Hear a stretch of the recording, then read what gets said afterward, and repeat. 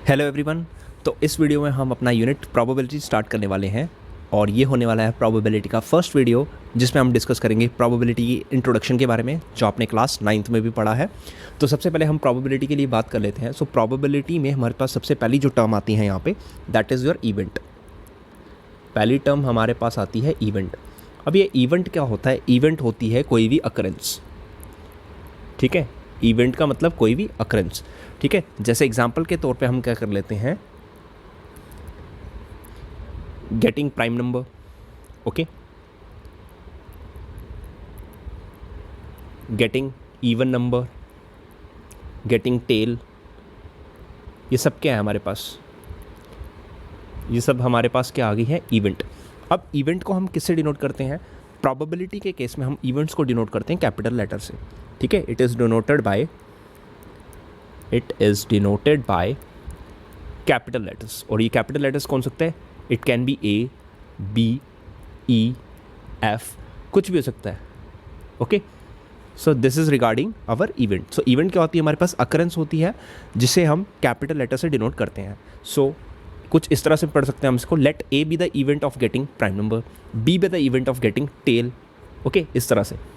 चलिए नेक्स्ट हमारे पास आ जाती है प्रोबेबिलिटी की डेफिनेशन, ओके। सो प्रोबेबिलिटी क्या होती है हमारे पास, और प्रोबेबिलिटी को डिनोट किससे करते हैं हम?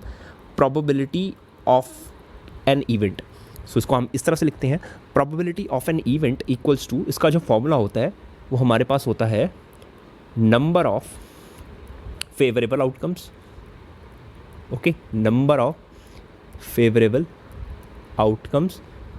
इसको हम डिवाइड कर दें अगर टोटल नंबर ऑफ आउटकम से, किसे डिवाइड कर दें? अगर हम टोटल नंबर ऑफ आउटकम से अगर हम इसको डिवाइड कर दें तो हमारे पास जो फॉर्मूला निकल के आता है वो किसका आता है? प्रोबेबिलिटी का, divided by total number of outcomes,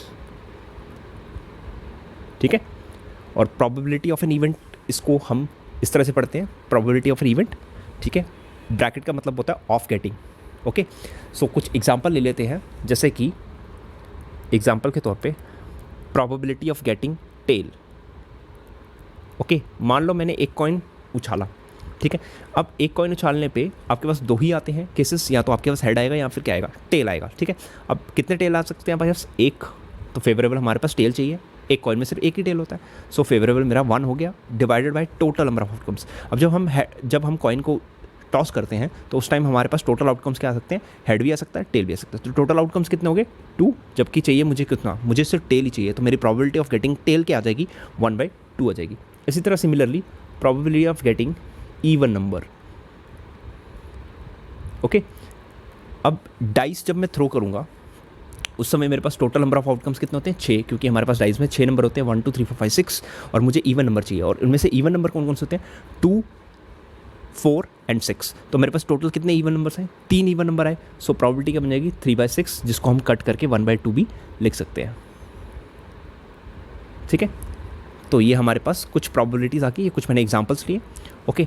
next हम डिस्कस करेंगे नेक्स्ट के बारे में, जिस that is known as probability of not E. So सबसे पहले प्रोबेबिलिटी ऑफ नॉट ई, इसको हम किससे डिनोट करते हैं? इसको हम पी ऑफ ई के ऊपर बार लगा देते हैं, इससे डिनोट करते हैं, ठीक है। मैं एक और बार अच्छे से लिख देता हूँ इसे। हम इसे डिनोट करते हैं पी ऑफ ई के ऊपर अगर बार लगा दें तो इसको पढ़ते हैं नॉट ई, ठीक है। अब नेक्स्ट चीज़ आ जाती है हमारे पास, एक आपके पास यहाँ पे 2 फॉर्मूलेज हैं। सबसे पहले तो आपको चीज़ याद रखनी है, फर्स्ट थिंग, किसी भी प्रोबेबिलिटी ऑफ एन इवेंट हमेशा क्या होती है? 0 के बराबर होगी या 0 से बड़ी होगी, लेकिन हमेशा 1 से छोटी होती है या 1 के बराबर होती है। This is your first formula, you have to remember this. And second one, इसी तरह हमारे पास सेकेंड वाला फॉर्मूला आता है, that is saying P of E plus P of not E, इन दोनों जो प्रोबेबिलिटीज़ का हमारे पास सम होता है, that is always equals to 1। So you have to remember this. अब इसी के बेसिस पे हम एक क्वेश्चन देखेंगे यहाँ पे, ठीक है। और वो क्वेश्चन क्या है, आइए जानते हैं। ओके, सो ये हमारे पास एक क्वेश्चन आ चुका है based on that, okay. So इस क्वेश्चन में हमारे क्या पूछा हुआ है? Probability of not is given, that means P of E bar हमें दे रखा है, दैट इज इक्वल्स टू 0.02, और हमें पूछा हुआ है P of E. So we know, हमें मालूम है, हमें क्या मालूम है? हमें मालूम ये है कि जो P ऑफ E होता है और P ऑफ नॉट E होता है दैट इज़ इक्वल्स टू 1 होता है. सो दिस इम्प्लाइज यहाँ से हम P ऑफ E की वैल्यू निकाल लेते हैं, that will be 1 minus P of not E. Okay, so value put कर दो यहाँ पे. नॉट E की वैल्यू आएगी हमारे पास 0.02. ठीक है, सो अगर हम इसको सब्ट्रैक्ट करें so you will get 0.98. So this is your answer. सो हमारे पास P ऑफ E की जो आंसर आएगी that is probability of getting E जो होगी दैट विल बी 0.98.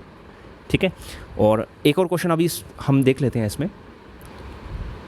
ओके, सो ये हमारा नेक्स्ट क्वेश्चन है. Which of the following probability is not possible. हमें बताना है कि कौन सी वाली प्रोबेबिलिटी इसमें से पॉसिबल नहीं हो सकती है. So we have read that probability of an event, हमने पढ़ा हुआ है कि हमेशा क्या होती है, ज़ीरो से बड़ी या फिर ज़ीरो के बराबर, बट हमेशा 1 के बराबर या 1 से छोटी होती है.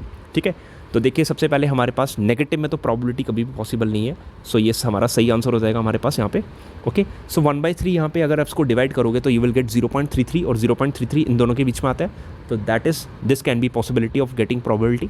0 भी इसके बीच में लाई करता है और 0.99 ऑफकोर्स 1 से छोटा होता है. सो हमारा जो करेक्ट आंसर है, जो पॉसिबिलिटी नहीं है, प्रोबेबिलिटी की वैल्यू कभी भी 0 माइनस में नहीं हो सकती है. ठीक है, तो इसी क्वेश्चन के साथ ये हमारा वीडियो ख़त्म होता है, जो कि था part 1 of probability topic. So next topic हम कवर करेंगे रिलेटेड टू टॉस कॉइन्स के रिलेटेड या फिर डाइस के रिलेटेड और या फिर कार्ड्स के रिलेटेड. ठीक है, सो आई होप, एक रिक्वेस्ट है आपसे कि प्लीज़ इसको नोट डाउन कर लीजिए साथ साथ में, नहीं तो आपको ये बार बार देखनी पड़ेगी video. So there is no having fun watching this video again and again. सो आपको क्या करना है, इसको साथ साथ में नोट करना है. Okay, so thanks for watching and have a good day.